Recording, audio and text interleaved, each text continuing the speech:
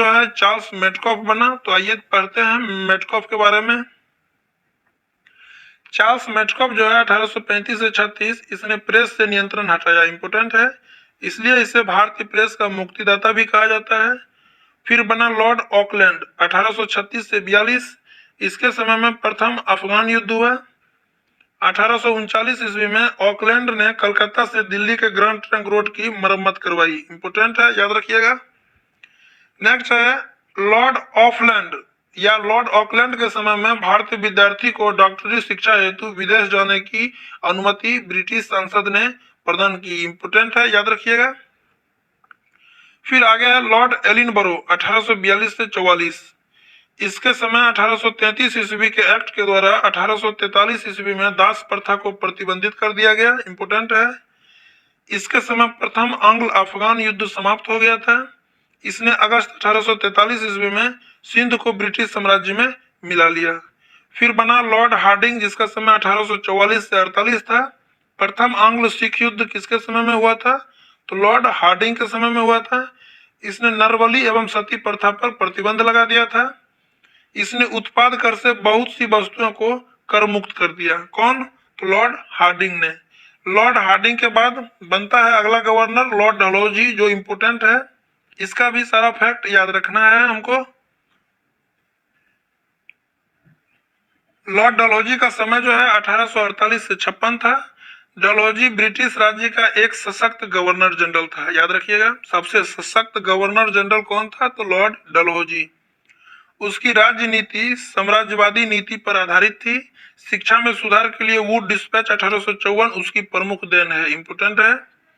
डलहौजी ने द्वितीय आंग्ल बर्मा युद्ध में बर्मा को पराजित कर 1852 ईस्वी में लोअर बर्मा एवं पीगू का अंग्रेजी साम्राज्य में विलय कर लिया। नेक्स्ट है डलहौजी ने सिक्किम पर 2 अंग्रेज डॉक्टरों के साथ दुर्व्यवहार का आरोप लगाकर 1850 ईस्वी में अधिकार कर लिया, इंपोर्टेंट है। डलहौजी ने सिक्किम पर 2 अंग्रेज डॉक्टरों के साथ दुर्व्यवहार का आरोप लगाकर 1850 ईस्वी में अधिकार कर लिया। कब? 1850 ईस्वी में। अब है डलहौजी ने व्यपगत सिद्धांत यानी डॉक्ट्रिन ऑफ लैप्स के आधार पर अनेक रियासतों को ब्रिटिश साम्राज्य में मिला लिया। डलहौजी ने 1853 ईस्वी में कर्नाटक के नवाब की पेंशन बंद करवा दी। अब बॉक्स में है डलहौजी राज्य की हड़प नीति, इंपोर्टेंट है। अगर सारा राज्य का और वर्ष आपको याद है तो बहुत अच्छा बात है। पहला याद रखिएगा कम से कम, नहीं अगर याद होता है सब तो। सतारा 1848 ईस्वी में, जैतपुर 1849 ईस्वी में, मतलब इन सब को मिला लिया था डलहौजी ने। संबलपुर को 1849 ईस्वी में, बाघाट को 1850 ईस्वी में, उदयपुर को 1852 ईस्वी में, झांसी को 1853 ईस्वी में, नागपुर को 1854 ईस्वी में, जबकि करौली को 1855 ईस्वी में। नेक्स्ट है डलहौजी ने अवध पर कुशासन का आरोप लगाकर उसे 1856 ईस्वी में अंग्रेजी साम्राज्य में मिला लिया, इंपोर्टेंट है, याद रखिएगा। डलहौजी ने किसको कुशासन का आरोप लगाकर अंग्रेजी साम्राज्य में मिला लिया? तो अवध को, याद रखिएगा, नहीं भूलिएगा। अंतिम अवध नवाब जो है वाजिद अली शाह था। अंतिम अवध नवाब वाजिद अली शाह था। उसने तोपखाने का मुख्यालय कलकत्ता से मेरठ एवं सैन्य मुख्यालय शिमला में स्थापित किया। उसने शिमला को ग्रीष्मकालीन राजधानी भी बनाया था। कौन? तो लॉर्ड डलहौजी ने। आगे डलहौजी को भारत में रेलवे का भी जनक माना जाता है, वेरी वेरी इंपोर्टेंट। उसी के समय सर्वप्रथम 16 अप्रैल 1853 को बंबई से थाने के बीच 34 किलोमीटर रेल चलाई गई थी। नेक्स्ट है इसी के समय पोस्ट ऑफिस एक्ट पारित हुआ, इंपोर्टेंट है, याद रखिएगा। डलहौजी के समय में पोस्ट ऑफिस एक्ट पारित हुआ और भारत में पहली बार डाक टिकट का प्रारंभ भी डलहौजी के समय में हुआ। 2 पैसे की दर से भारत में कहीं भी पत्र भेजा जा सकता था। नेक्स्ट है उसने पृथक रूप से भारत में पहली बार सार्वजनिक निर्माण विभाग की भी स्थापना की। कौन? तो लॉर्ड डलहौजी ने। आगे देखेंगे डलहौजी ने भारत के बंदरगाहों को अंतर्राष्ट्रीय व्यापार के लिए खोल दिया। डलहौजी ने भारत के बंदरगाहों को अंतर्राष्ट्रीय व्यापार के लिए खोल दिया। कराची, कलकत्ता एवं बंबई के बंदरगाहों को आधुनिक बनाने का भी प्रयास किया था। 1854 ईस्वी में एक स्वतंत्र विभाग के रूप में लोक सेवा विभाग की भी स्थापना की गई। डलहौजी ने पहली बार कलकत्ता एवं आगरा के बीच तार सेवा शुरू करवाया। उसने धारा 90 के तहत ईसाई धर्म स्वीकार करने वाले को पैतृक संपत्ति में अधिकार दे दिया। नेक्स्ट है लॉर्ड कैनिंग, 1856 से 62।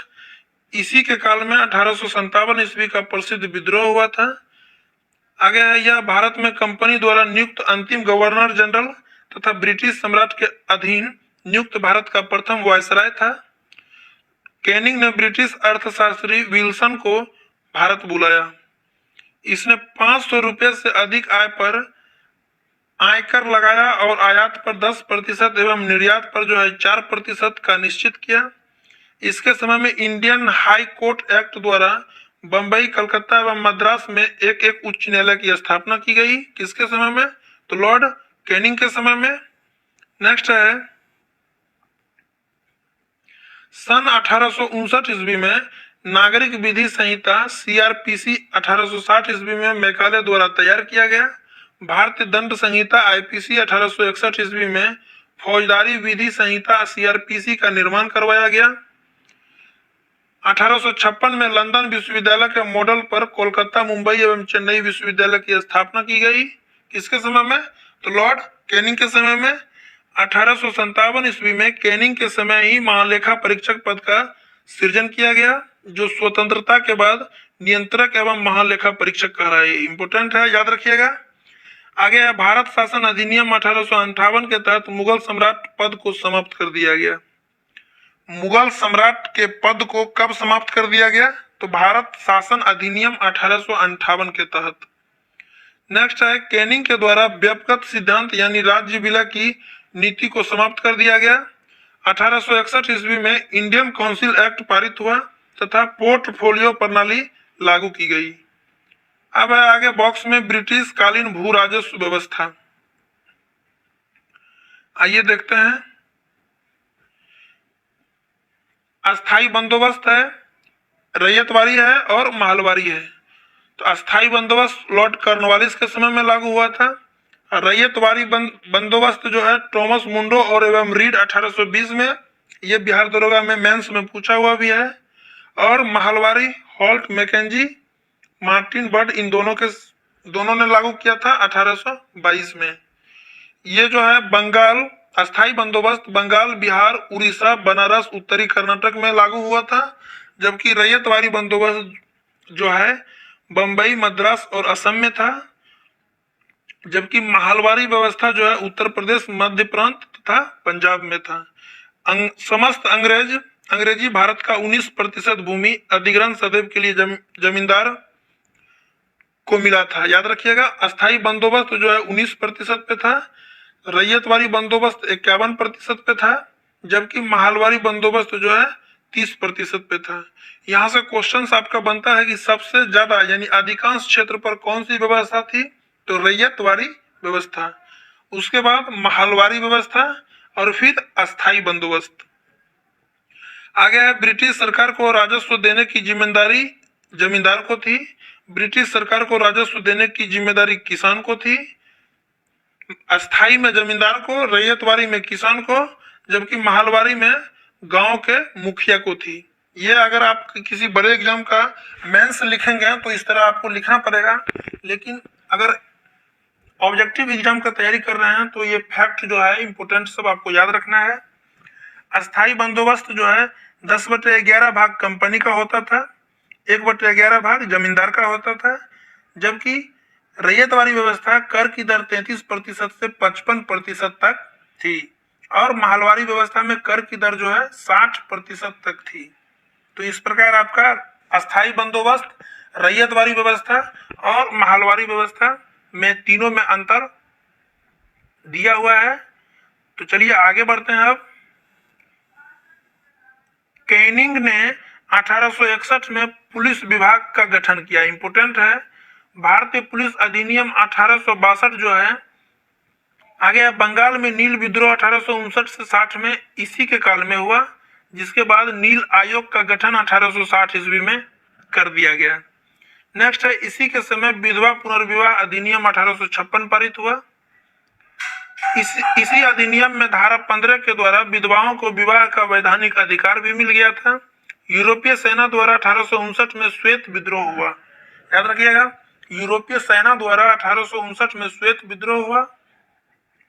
अब उसके बाद बना लॉर्ड एल्गिन 1862 से 1863। इसके समय में बहावी आंदोलन का दमन हुआ। 1863 ईस्वी में धर्मशाला जो हिमाचल प्रदेश में है, इसकी मृत्यु हो गई। इसने पश्चिमोत्तर सीमा प्रांत में कबालियों के दमन के लिए अभियान चलाया था। धर्मशाला उस समय तत्कालीन पंजाब का हिस्सा हुआ करता था। नेक्स्ट है लॉर्ड लॉरेंस 1864 से 69। 1865 ईस्वी में भूटानियों ने ब्रिटिश भारत पर अधिकार कर लिया। अफगानिस्तान के साथ अहस्तक्षेप यानी शानदार निष्क्रियता की नीति भी अपनाई थी। 1866 ईस्वी में उड़ीसा में तथा 1868-1869 ईस्वी में बुंदेलखंड एवं राजपूताना में अकाल पड़ा था। फलतः लॉरेंस ने सर जॉर्ज कैंपबेल की अध्यक्षता में एक अकाल आयोग का गठन किया, इंपोर्टेंट है। उसने 1865 ईस्वी में भारत एवं यूरोप के बीच प्रथम समुद्री टेलीग्राफ की शुरुआत भी की थी। नेक्स्ट है Lord Mayo. Lord Mayo important है, ये भी 1869 से 1872। भारतीय युवराजों को राजनीतिक प्रशिक्षण देने के लिए उसने अजमेर में मेयो कॉलेज की स्थापना की। भारतीय सांख्यिकी सर्वेक्षण की भी स्थापना की, याद रखिएगा, भारतीय सांख्यिकी सर्वेक्षण की भी स्थापना किसने की? तो लॉर्ड मेयो ने। कृषि एवं वाणिज्य विभाग की स्थापना 1872 ईस्वी में लॉर्ड मेयो के द्वारा करवाया गया।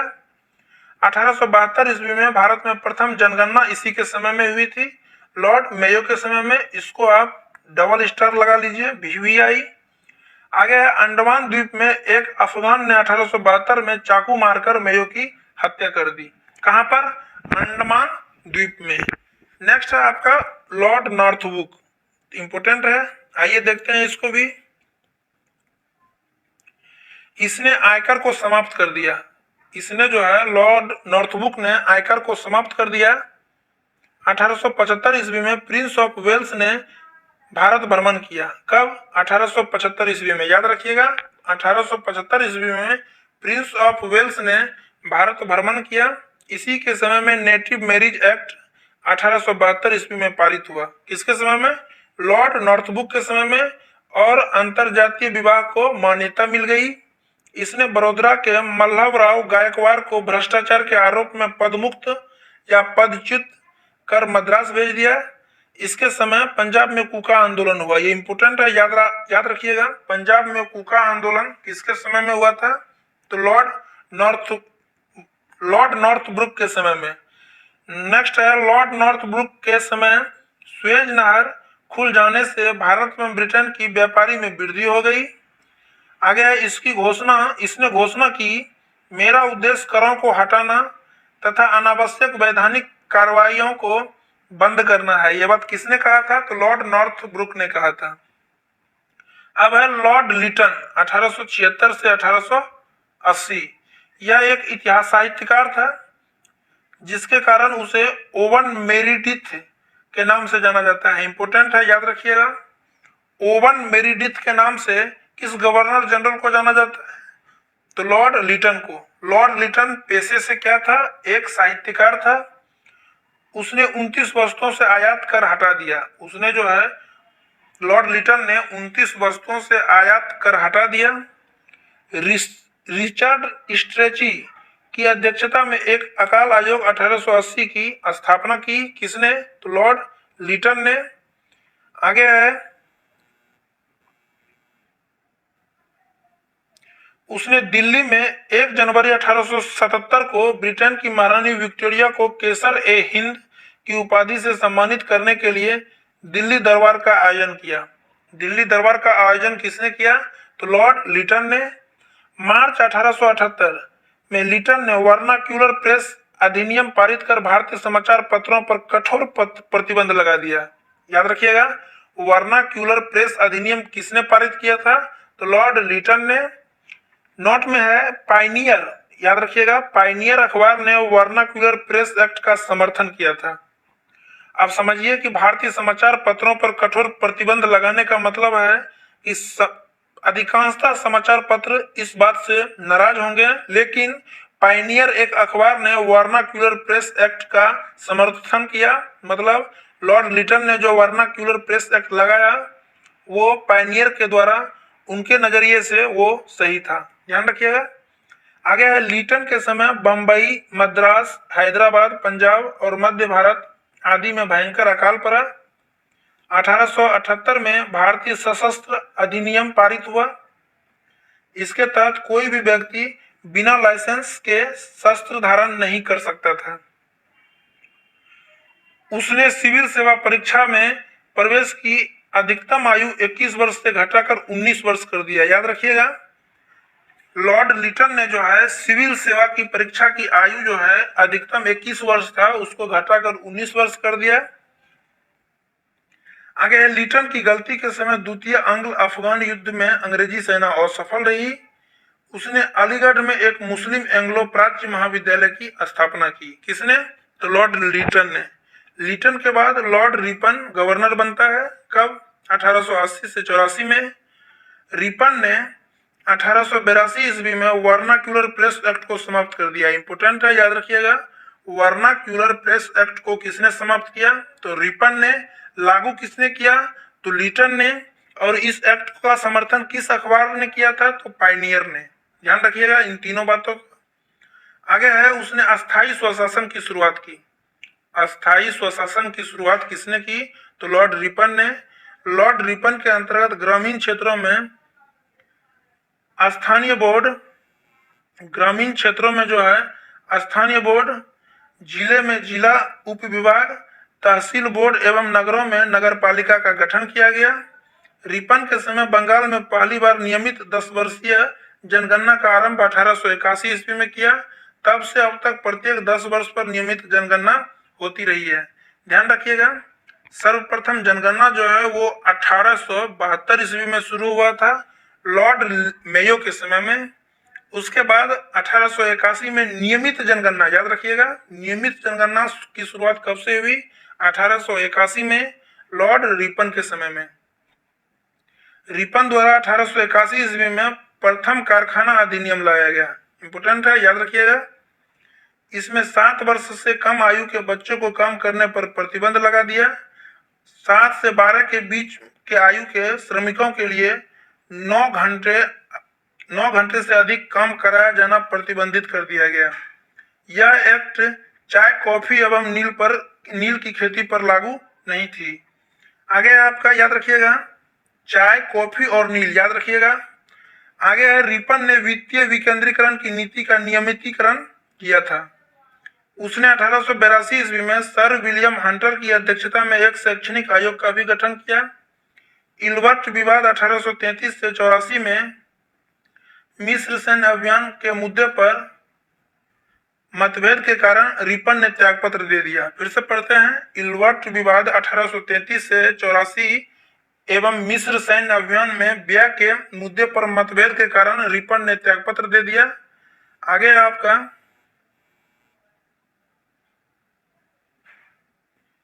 रिपन ने सिविल सेवा में प्रवेश की अधिकतम आयु 19 वर्ष से बढ़ाकर 21 वर्ष कर दिया। याद रखिएगा, लॉर्ड रिपन जो है 19 वर्ष से बढ़ाकर फिर से 21 वर्ष कर दिया। फ्लोरेंस नाइटिंगेल ने रिपन को भारत के उद्धारक की संज्ञा दी। इंपोर्टेंट है, याद रखिएगा, फ्लोरेंस नाइटिंगेल ने रिपन को भारत के उद्धारक की संज्ञा दी। ब्रिटिश शासनकाल में रिपन के शासनकाल को स्वर्ण युग कहा जाता है। ब्रिटिश शासनकाल में लॉर्ड रिपन के युग को स्वर्ण युग कहा जाता है। उन्होंने एक बार कहा था, मेरा मूल्यांकन मेरे कार्यों से करना, शब्दों से नहीं। इंपोर्टेंट है, याद रखिएगा। ये चारों फैक्ट जो है लॉर्ड रिपन से संबंधित है, जो इंपोर्टेंट है। उसके बाद है लॉर्ड डफरिन 1884 से 88, याद रखिएगा। इसके समय तृतीय एंग्लो बर्मा युद्ध हुआ जो 1885 से 88 तक चला था। बर्मा को पराजित कर अंतिम रूप से ब्रिटिश साम्राज्य में मिला लिया गया। इसके समय A.O. ह्यूम ने भारतीय राष्ट्र कांग्रेस 1885 की स्थापना की। यह लॉर्ड डफरिन से संबंधित ये बात आपको याद रहना चाहिए। इसके समय ही Bengal tenancy act, Awadh tenancy act एवं पंजाब टेनेंसी एक्ट पारित किया गया। इंपोर्टेंट है, याद रखिएगा। किसके समय में भारतीय राष्ट्र कांग्रेस की स्थापना हुई? तो लॉर्ड डफरिन के समय में। कब हुई? 1885 में। भारतीय राष्ट्र कांग्रेस के प्रथम अध्यक्ष कौन थे? तो A.O. ह्यूम। जबकि Bengal tenancy act, Awadh tenancy act एवं पंजाब टेनेंसी एक्ट पारित किसके समय में हुआ था? तो लॉर्ड डफरिन के समय में। इंपोर्टेंट है। अब है आपका लॉर्ड लैंसडाउन 1888 से 1849। आइए इसको भी देखते हैं।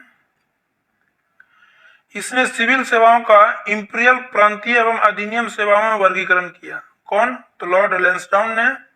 1891 ईस्वी में द्वितीय कारखाना अधिनियम पारित किया गया, जबकि प्रथम कारखाना अधिनियम 1881 ईस्वी में पारित किया गया था, याद रखिएगा, जिसमें महिलाओं को कारखाने में 11 घंटे से अधिक काम करने पर प्रतिबंध लगाया गया। साथ ही सप्ताह में 1 दिन की छुट्टी की व्यवस्था भी की गई।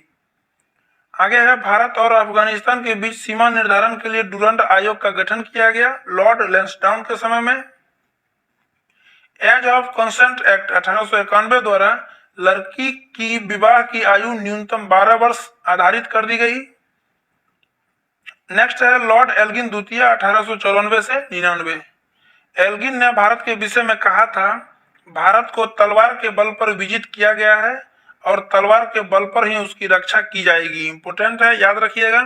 आया हुआ है एग्जाम में कि किसने कहा था कि भारत को तलवार के बल पर विजित किया गया है और तलवार के बल पर ही उसकी रक्षा की जाएगी? तो लॉर्ड एल्गिन द्वितीय ने। आगे है 1895 से 98 के बीच उत्तर प्रदेश, बिहार, पंजाब एवं मध्य प्रदेश में भयंकर अकाल पड़ने के कारण उसने 1897 ईस्वी में लॉयल की अध्यक्षता में एक अकाल आयोग का गठन किया। एल्गिन के समय ही चित्राल एवं अफरीदियों की समस्या उभरी थी।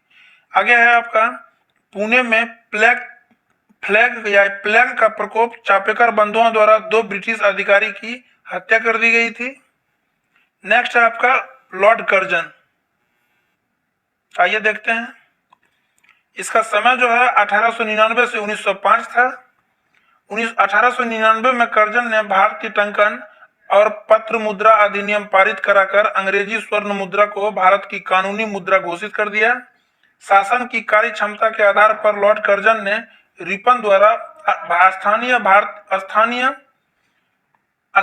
स्थानीय स्वशासन की प्रणाली पर आघात किया और 1899 में कलकत्ता कॉरपोरेशन अधिनियम बनाया।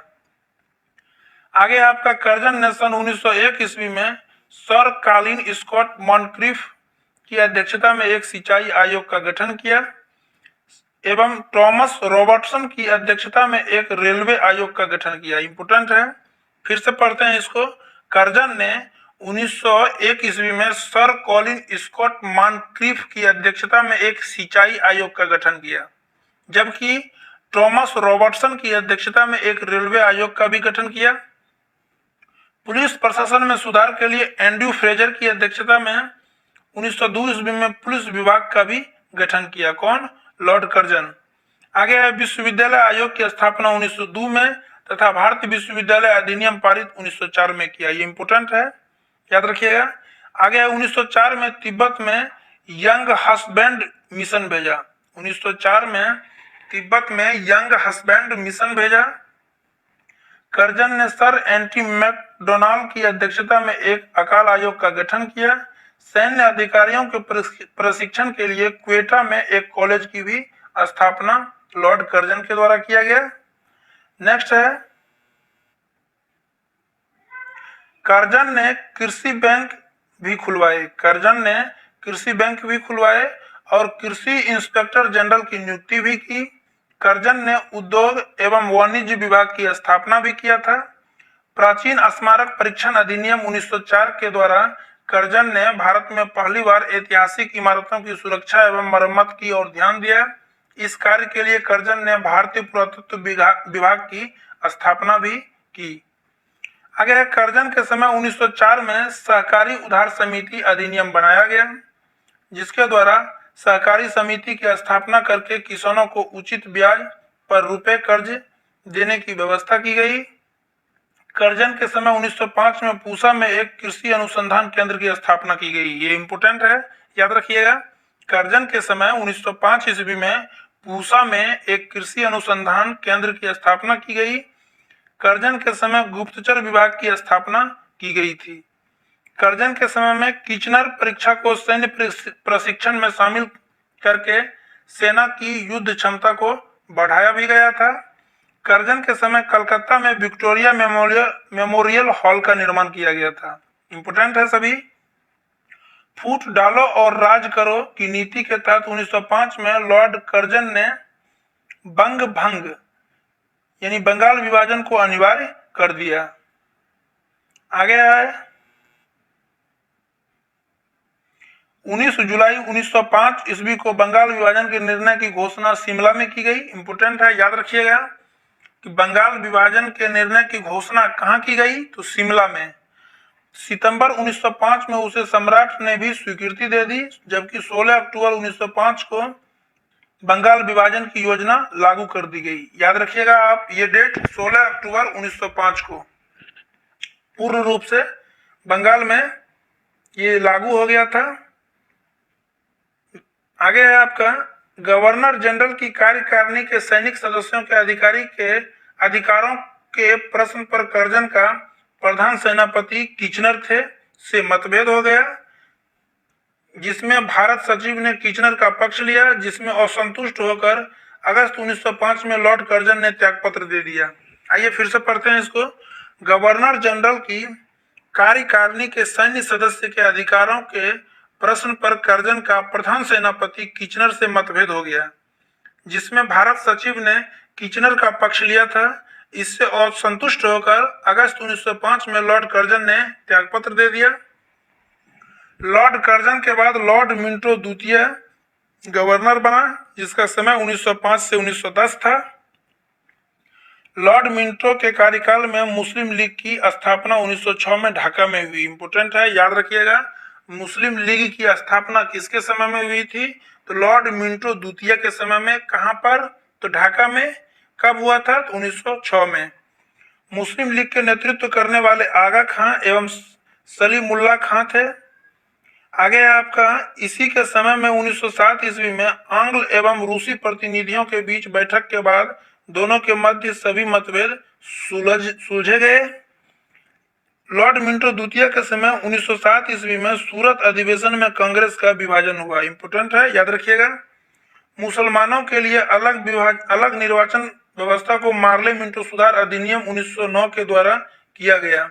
चूंकि लॉर्ड मिंटो द्वितीय का कार्यकाल जो है वो 1905 से 1910 था, तो इस बीच में जो कुछ भी हुआ उसी के समय में हुआ।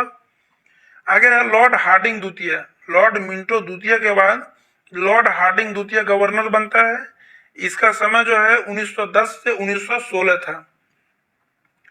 12 सितंबर 1911 ईस्वी को दिल्ली दरबार का आयोजन किया गया। इंपोर्टेंट है ये डेट, याद रखिएगा। बड़े बड़े एग्जाम में आपको डेट सहित ईस्वी पूछा जाएगा। तो दिल्ली दरबार का आयोजन कब किया गया, तो 12 सितंबर 1911 ईस्वी को, जिसमें ब्रिटिश राजा जॉर्ज पंचम का भारत आगमन हुआ। ब्रिटिश राजा जॉर्ज पंचम का भारत आगमन हुआ। उसने बंगाल विभाजन को रद्द कर दिया और कलकत्ता के स्थान पर दिल्ली को भारत की राजधानी घोषित किया गया। 1 अप्रैल 1912 ईस्वी को दिल्ली भारत की वैधानिक राजधानी बन गई। इंपोर्टेंट है, 1912 सबको पता होगा, लेकिन 1 अप्रैल याद रखिएगा, 1 अप्रैल 1912 को दिल्ली भारत की वैधानिक राजधानी बन गई। 1911 में बंगाल प्रेसिडेंसी एक्ट की स्थापना हुई थी। 1911 में बंगाल प्रेसिडेंसी की स्थापना हुई, बंबई एवं मद्रास प्रेसिडेंसियों की तरह। आगे है, उसने बिहार एवं उड़ीसा 28 जुलाई 1912 को सम्मिलित राज्य घोषित किया।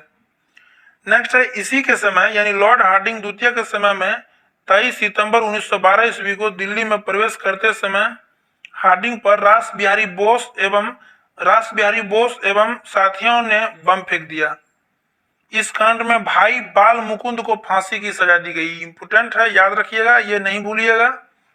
23 दिसंबर 1912 ईस्वी को दिल्ली में प्रवेश करते समय लॉर्ड हार्डिंग द्वितीय पर रास बिहारी बोस एवं उसके साथी ने बम फेंका। इस कांड में भाई बाल मुकुंद को फांसी की सजा दी गई। आगे है, इसी के समय तिलक एवं एनी बेसेंट ने होम रूल लीग की स्थापना 1916 में किया। किसके समय में? लॉर्ड हार्डिंग द्वितीय के समय में। लॉर्ड हार्डिंग द्वितीय अपने कार्यकाल के अंत में 1916 में बनारस हिंदू विश्वविद्यालय का कुलाधिपति नियुक्त हुआ। इंपोर्टेंट है, याद रखिएगा, अपने कार्यकाल के अंत के समय में इसने बनारस हिंदू विश्वविद्यालय का कुलाधिपति भी नियुक्त हुआ था। आगे है, मदन मोहन मालवीय द्वारा 1915 ईस्वी में हिंदू महासभा की स्थापना हुई। मदन मोहन मालवीय के द्वारा 1915 ईस्वी में हिंदू महासभा की स्थापना हुई। नेक्स्ट है,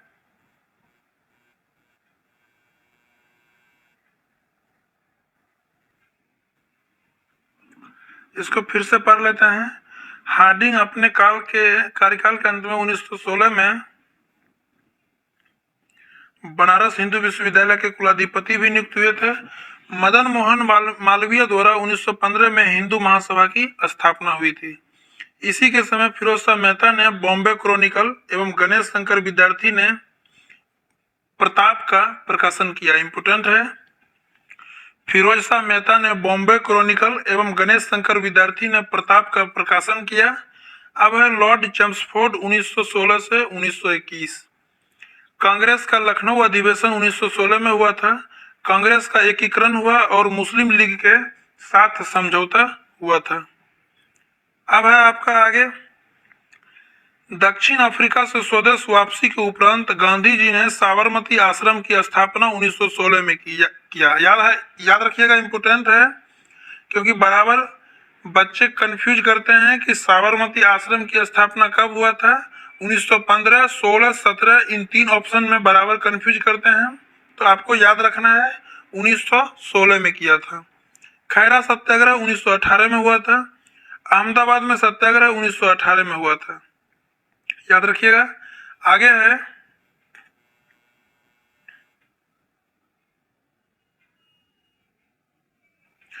शिक्षा व्यवस्था में सुधार के लिए 1917 ईस्वी में सेंडलर कमीशन नियुक्त किया गया। भारत सरकार अधिनियम 1919 एवं बाल गंगाधर तिलक की मृत्यु 1 अगस्त 1920 ईस्वी को हो गई थी। तृतीय अफगान युद्ध इसी के समय में हुआ था। नेक्स्ट है, एपी सिन्हा की बिहार के गवर्नर के पद पर नियुक्ति इसी के समय में हुई। बिहार के गवर्नर एपी सिन्हा, याद रखिएगा। गवर्नर बनने वाले वे प्रथम भारतीय थे। 1919 ईस्वी का रॉलेट एक्ट पारित किया गया। नेक्स्ट है, प्रसिद्ध जालियांवाला बाग हत्याकांड 13 अप्रैल 1919 को इसी के काल में हुआ था। 1916 ईस्वी में पूना में महिला विश्वविद्यालय की स्थापना कर दी गई। 1916 ईस्वी में महिला विश्वविद्यालय की स्थापना हुई। आगे है, 1920 में अलीगढ़ मुस्लिम विश्वविद्यालय की स्थापना हुई। इसी वर्ष खिलाफत एवं असहयोग आंदोलन की शुरुआत भी हुई थी। नेक्स्ट है, लॉर्ड रीडिंग। इसके काल में ही प्रिंस ऑफ वेल्स की नवंबर 1921 में भारत की यात्रा हुई। इसी दिन भारत में हड़ताल का आयोजन किया गया। लॉर्ड रीडिंग का कार्यकाल जो है वो 1921 से 1926 था। 1921 में एम.एन. राय द्वारा भारतीय कम्युनिस्ट पार्टी का गठन किया गया। इसी वर्ष केरल में मोपला विद्रोह की शुरुआत भी हुई। भारतीय कम्युनिस्ट पार्टी का गठन किसने किया? तो एम.एन. राय ने किया था। केरल में मोपला विद्रोह कब हुआ था?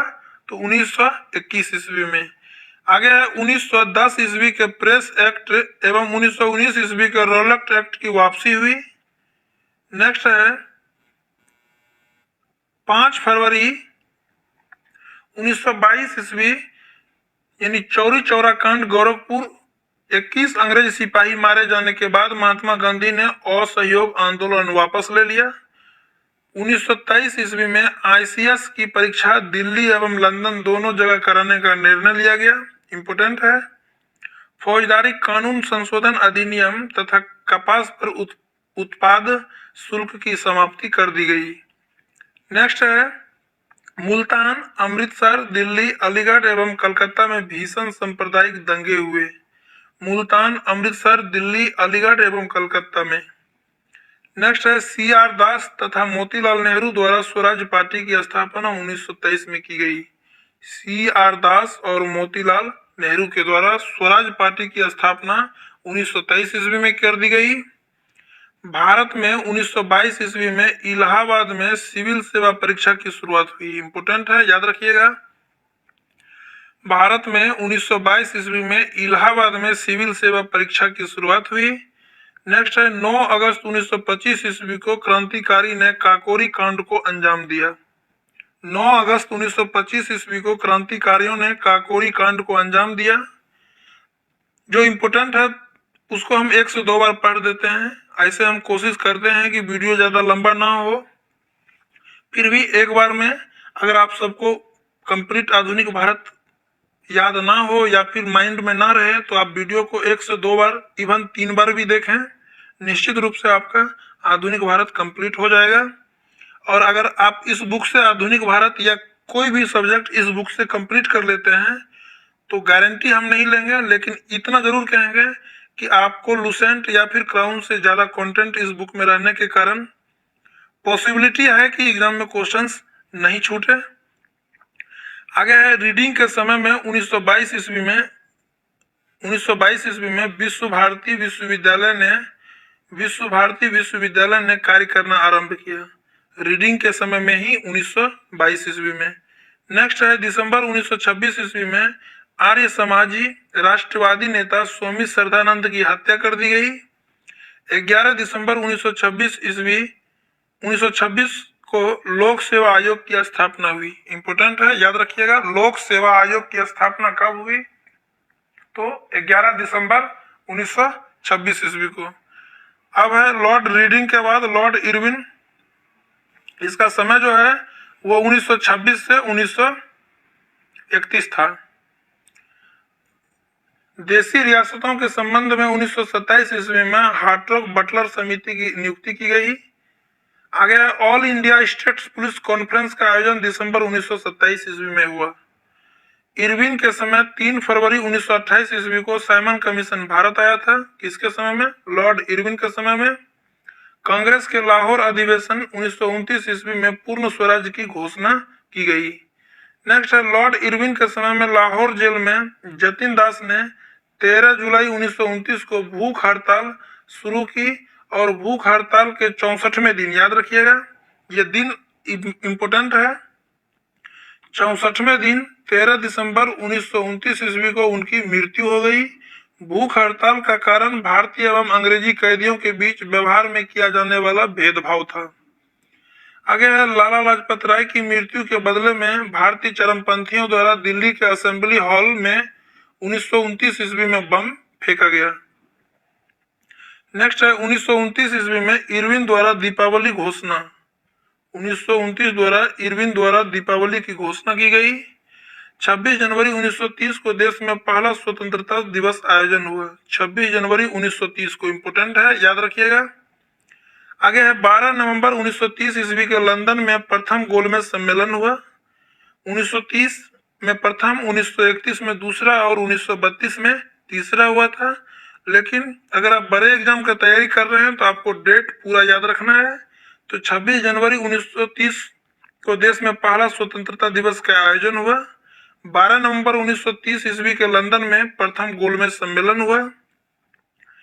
आगे है 12 मार्च 1930 ईस्वी को महात्मा गांधी की दांडी यात्रा के साथ 100 बिना अवज्ञा आंदोलन आरंभ हो गया। नेक्स्ट है 1930 ईस्वी में शारदा एक्ट के द्वारा लड़कों व लड़कियों की न्यूनतम आयु क्रमशः जो है 18 और 14 वर्ष निर्धारित कर दिया गया। शारदा एक्ट के द्वारा लड़के का आयु 18 वर्ष और लड़कियों का आयु जो है 14 वर्ष।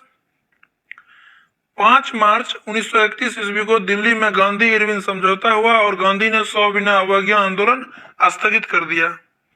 नेक्स्ट है आपका लॉर्ड विलिंगटन 1931 से 36, याद रखिएगा लॉर्ड विलिंगटन 1931 से 36, जबकि प्रथम गोलमेज सम्मेलन लॉर्ड इरविन के समय में हुआ था।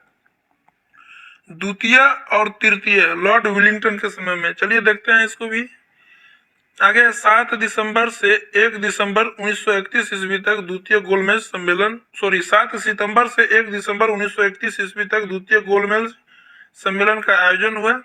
इस सम्मेलन में कांग्रेस ने भाग लिया, याद रखिएगा। कांग्रेस का प्रतिनिधित्व जो है महात्मा गांधी ने किया।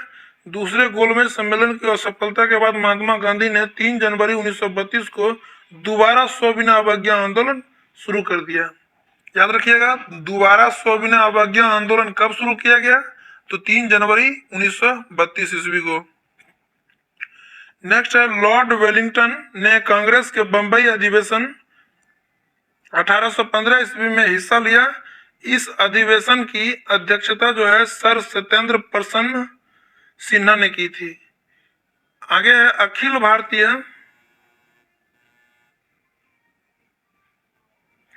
अखिल भारतीय किसान सभा की स्थापना 1936 ईस्वी में हुई।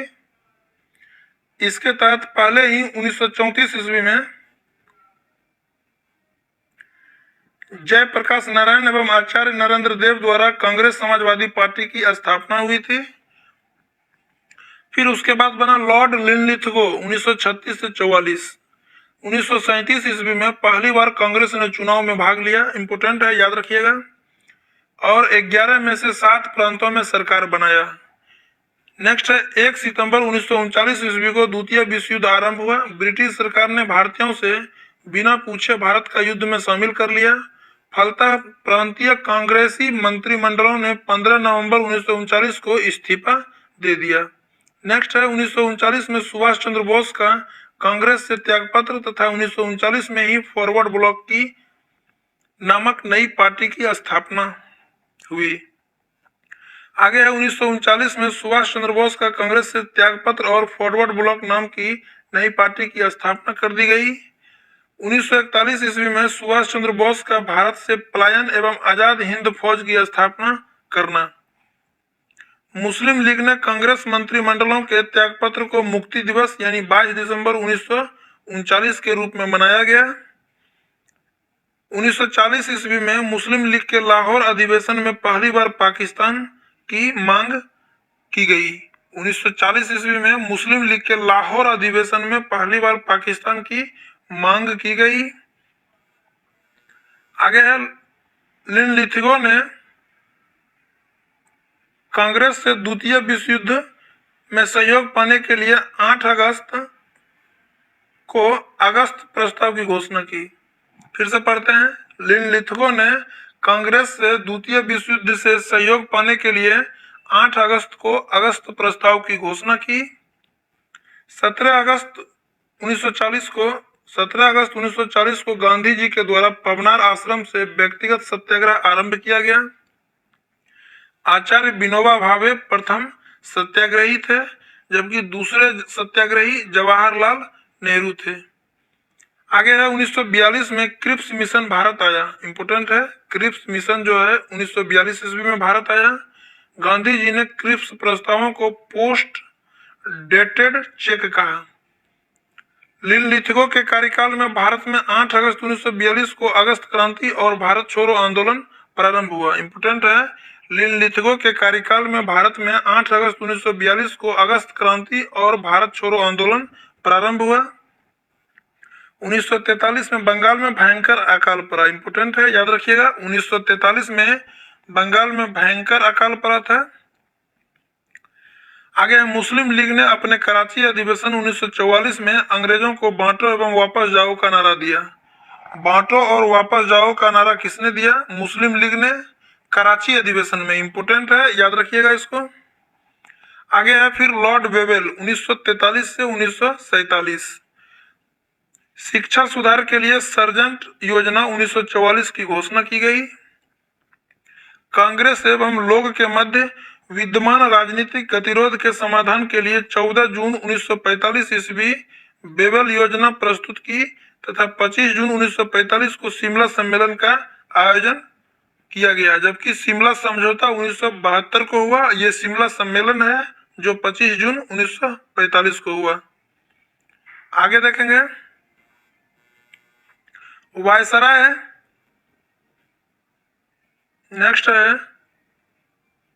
वायसराय बेबेल ने 25 जून 1945 ईस्वी को वायसराय बेबेल ने 25 जून 1945 ईस्वी को शिमला सम्मेलन में कांग्रेस प्रतिनिधि मंडल का नेतृत्व अबुल कलाम आजाद ने किया। गांधी जी ने सम्मेलन में भाग नहीं लिया, यद्यपि वे शिमला में उपस्थित रहे। नेक्स्ट है सम्मेलन के दौरान मुस्लिम लीग के द्वारा यह शर्त रखी गई कि वायसराय की कार्यकारिणी परिषद में नियुक्त होने वाले सभी मुस्लिम सदस्यों का चयन वह स्वयं करेगी। मुस्लिम लीग का यह अरियल रुख 14 जुलाई तक बना रहा। अतः बेबेल ने 14 जुलाई 1945 ईस्वी को सम्मेलन की विफलता की घोषणा कर दी। 16 अगस्त 1946 ईस्वी को मुस्लिम लीग के द्वारा प्रत्यक्ष कार्यवाही दिवस मनाया गया। इंपोर्टेंट है, याद रखिएगा। 16 अगस्त 1946 ईस्वी को मुस्लिम लीग के द्वारा प्रत्यक्ष कार्यवाही दिवस मनाया गया। आगे है संविधान सभा के गठन के लिए चुनाव आयोजित किए गए। सितंबर 1946 में कांग्रेस के द्वारा अंतरिम सरकार की स्थापना हुई। सितंबर 1946 में कांग्रेस के द्वारा अंतरिम सरकार की स्थापना हो गई।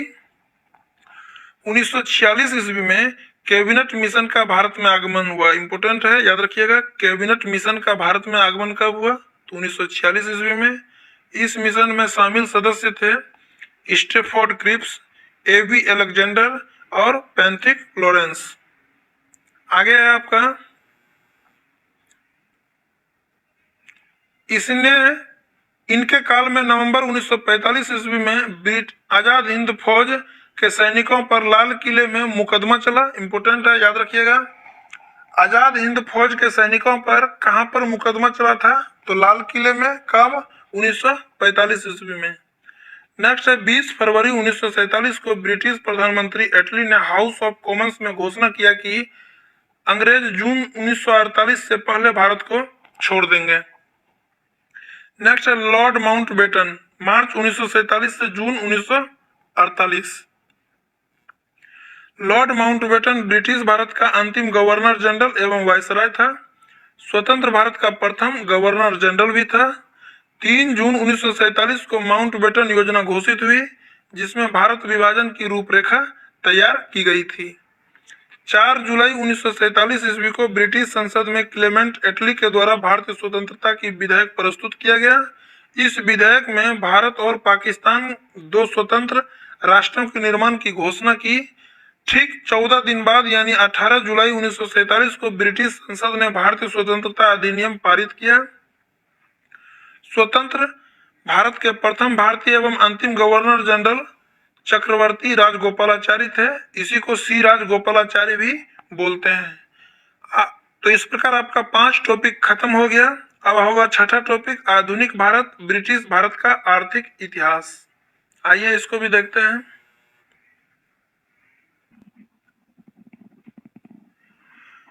आधुनिक भारत छठा टॉपिक हो जाएगा, ब्रिटिश भारत का आर्थिक इतिहास। तो सबसे पहले इसमें हम लोग पढ़ेंगे कृषि व्यवस्था। कॉर्नवालिस ने 1790 ईस्वी में 10 वर्षीय व्यवस्था शुरू की। इसे 1893 ईस्वी में अस्थायी कर दिया गया। इसे ही अस्थायी भूमि बंदोबस्त कहा जाता है। इसमें जमींदार को भूमि का स्वामी मान लिया गया।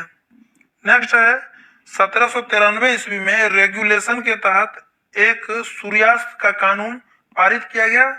इस कानून के अनुसार अगर निश्चित तिथि की शाम तक जमींदार भू राजस्व चुकता नहीं करता है तो संबंधित जमींदार की जमींदारी नीलाम कर दी जाती थी। नेक्स्ट है यह जमींदारी व्यवस्था बंगाल, बिहार, उड़ीसा तथा उत्तर प्रदेश के बनारस डिवीजन एवं उत्तरी कर्नाटक में लागू की गई थी। यह कुल ब्रिटिश भारत के 19% भाग में लागू थी। आगे आपका अस्थायी बंदोबस्त व्यवस्था को इस्तमरारी, याद रखिएगा, इस्तमरारी, जागीरदारी, मालगुजारी एवं विश्वेदारी आदि भिन्न भिन्न नामों से भी जाना जाता है। नेक्स्ट है इसके तहत जमींदारों का अधिकार वंशानुगत एवं हस्तांतरणीय था। अस्थायी बंदोबस्त के द्वारा जमींदारों का अधिकार जो है वंशानुगत एवं हस्तांतरणीय था। नेक्स्ट है आपका जमींदारों को लगान का 10/11 भाग राज्य को देना पड़ता था। इंपोर्टेंट है, जमींदारों को जो है लगान का 10/11 भाग राज्य को देना पड़ता था तथा 1/11 भाग पर उसका अधिकार होता था। आगे है महालवारी व्यवस्था, उत्तर प्रदेश, मध्य प्रांत एवं पंजाब में लागू था। 1822 ईस्वी में हॉल्ट मैकेंजी ने महालवारी व्यवस्था को रेगुलेशन के माध्यम से जन्म दिया। महालवारी व्यवस्था में भू राजस्व का निर्धारण गांव या महाल से किया जाता था। नेक्स्ट है रैयतवारी व्यवस्था। सर्वप्रथम थॉमस मुंड्रो एवं कैप्टन रीड के द्वारा मद्रास प्रांत के 12 महल जिले में लागू की गई। यह व्यवस्था मद्रास, बंबई, असम में लागू थी। रैयतवारी व्यवस्था में किसानों को अधिक लगान लिए जाने के विरुद्ध न्यायालय में जाने की अनुमति नहीं थी। इस व्यवस्था में रैयत को भूमि का स्वामी माना गया है। आगे है ब्रिटिश भारत के कुल 19% भूभाग पर अस्थायी बंदोबस्त, 30% भूभाग पर महालवारी व्यवस्था, जबकि सबसे अधिक 51% भूभाग पर रैयतवारी व्यवस्था लागू थी। नेक्स्ट है औद्योगिकरण एवं धान की निकासी संबंधी विचारों को सर्वप्रथम दादा भाई नौरोजी ने उद्घाटित किया। 1868 ईस्वी में poverty and un British rule in India नामक पुस्तक लिखी। इंपोर्टेंट है, याद रखिएगा। Poverty and un British rule in India नामक पुस्तक के लेखक कौन है? तो दादा भाई नौरोजी। ये पुस्तक कब लिखा गया था? तो 1868 ईस्वी में। आगे है तारा शंकर बंदोपाध्याय का उपन्यास गण देवता में जजमानी प्रथा का वर्णन मिलता है। कवासजी नाना भाई ने 1854 ईस्वी में प्रथम सूती मिल की स्थापना बंबई में की। 1855 ईस्वी में जॉर्ज ऑकलैंड के द्वारा बंगाल के रिसा में जूट मिल स्थापित किया गया। नेक्स्ट है 1905 ईस्वी में भारतीय रेलवे बोर्ड की स्थापना हुई। इंपोर्टेंट है, भारतीय रेलवे बोर्ड की स्थापना कब हुई? 1905 ईस्वी में। 1907 ईस्वी में जमशेदजी टाटा ने Tata iron and steel company की स्थापना की।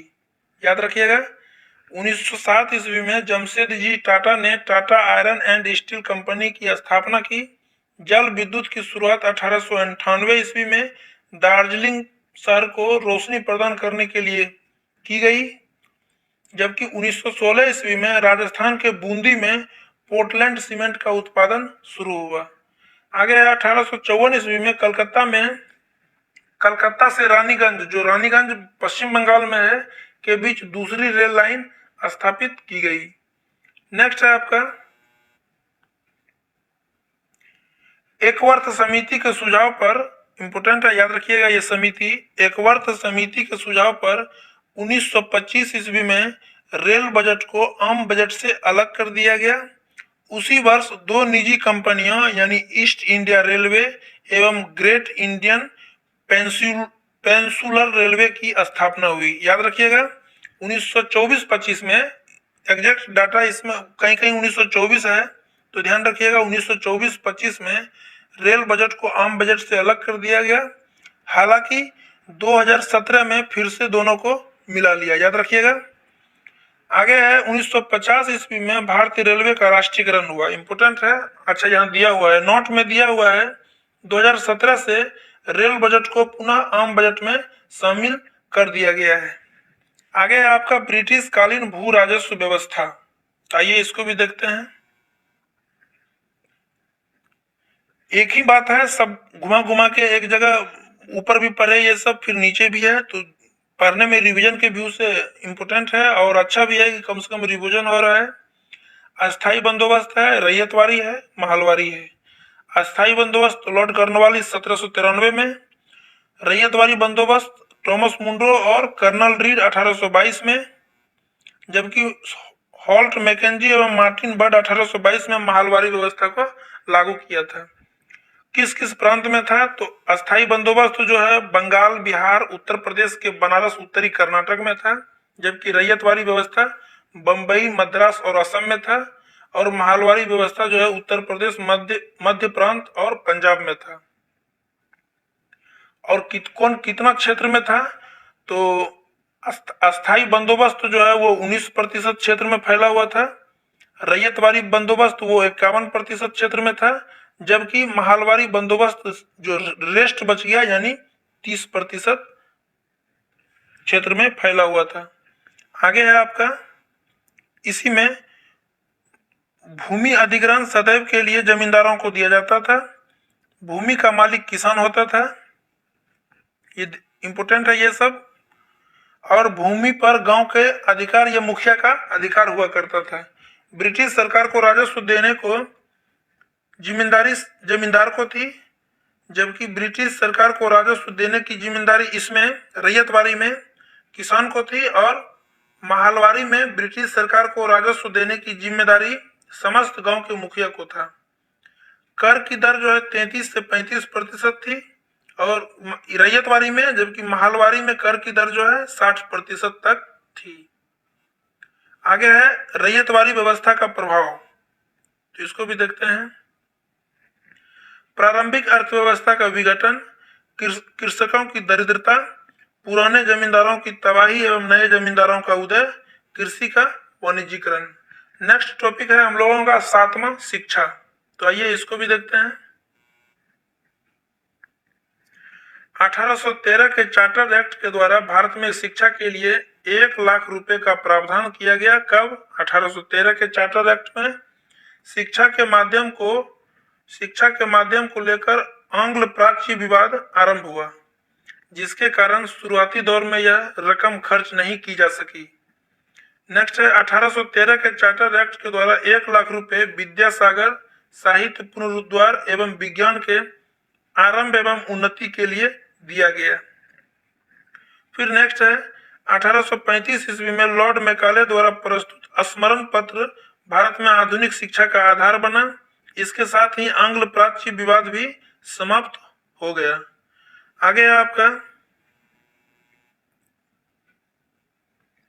1781 ईस्वी में वारेन हेस्टिंग ने अरबी एवं फारसी के अध्ययन के लिए कलकत्ता में मदरसा बनाया। इंपोर्टेंट है, याद रखिएगा। 1781 ईस्वी में वारेन हेस्टिंग ने अरबी एवं फारसी भाषा के अध्ययन के लिए कलकत्ता में जो है मदरसा बनवाया। 1784 ईस्वी में विलियम जोन्स व कुछ अन्य विद्वानों ने मिलकर प्राच्य विषयों का अध्ययन करने के लिए एशियाटिक सोसाइटी की स्थापना भी की। इन विद्वानों के द्वारा प्रतिपादित ज्ञान भारत विद्या इंडोलॉजी कहलाता है। आगे आपका 1791 ईस्वी में जोनाथन डंकन ने बनारस में संस्कृत विद्यालय बनवाया। इंपोर्टेंट है, याद रखिएगा। 1791 ईस्वी में जोनाथन डंकन ने बनारस में संस्कृत विद्यालय बनवाया।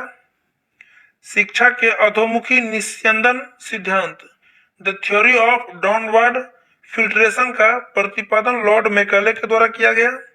इस सिद्धांत का अर्थ था कि शिक्षा समाज के उच्च वर्ग को ही दी जाए। इस वर्ग में क्षण क्षण कर ही शिक्षा का असर जन सामान्य तक पहुंचे। आगे भारत में आधुनिक शिक्षा प्रणाली की नींव मैकाले के स्मरण 1835 में पड़ी। मैकाले ने भारत में शिक्षा हेतु अंग्रेजी भाषा का समर्थन किया था। नेक्स्ट है 1823 ईस्वी में लोक शिक्षा समिति का गठन किया गया। इंपोर्टेंट है, लोक शिक्षा समिति का गठन कब किया गया? तो 1823 ईस्वी में।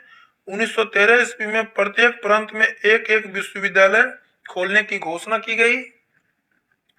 प्रोफेसर कर्वे महोदय ने 1916 ईस्वी में पुणे में भारतीय महिला विश्वविद्यालय की स्थापना की, जबकि 1937 ईस्वी में गांधी जी ने बेसिक शिक्षा की वर्धा योजना प्रस्तुत की। आगे है आपका वर्धा योजना में 7 से 14 वर्ष तक के बच्चों के लिए निःशुल्क शिक्षा एवं अनिवार्य शिक्षा की व्यवस्था हो, शिक्षा का माध्यम मातृभाषा हो, ये सब वर्धा योजना में कहा गया। 1949 ईस्वी में बने राधा कृष्णन आयोग के आधार पर 1953 ईस्वी में विश्वविद्यालय अनुदान आयोग का गठन किया गया। इंपोर्टेंट है, याद रखिएगा। 1949 ईस्वी में बने राधा कृष्णन आयोग, ये आयोग 1949 ईस्वी में बना था। इसी के आधार पर 1953 ईस्वी में विश्वविद्यालय अनुदान आयोग का गठन किया गया। आगे आपका कोठारी शिक्षा आयोग के आधार पर 1968 ईस्वी में राष्ट्रीय शिक्षा नीति की घोषणा की गई। अब है बॉक्स में प्रमुख शिक्षा आयोग एवं सिफारिशें। तो आयोग और समिति देखते हैं और मुख्य सिफारिशें। तो आपको याद रखना है कौन सा आयोग किससे संबंधित है और उसकी सिफारिश क्या था। क्योंकि कभी कभी एग्जाम में सिक्वेंसली हम क्वेश्चन पूछा हुआ देखे हैं कि इनमें से कौन सा आयोग शिक्षा से संबंधित नहीं है। तो आइए देखते हैं एक एक करके। पहला है जेम्स टॉमसन प्लान 1843। इसमें देसी भाषा द्वारा ग्रामीण शिक्षा की विस्तृत योजना थी। फिर है वुड डिस्पैच 1854। पहला याद रखिएगा जेम्स टॉमसन प्लान, ये भी शिक्षा से संबंधित है। फिर है Wood dispatch 1854। Sir Charles Wood ने भारत में भावी शिक्षा की एक विस्तृत योजना प्रस्तुत की। कंपनी के अधीनस्थ 5 प्रांतों में जन अनुदेश के लिए एक विभाग खोला जाए तथा कलकत्ता, मद्रास और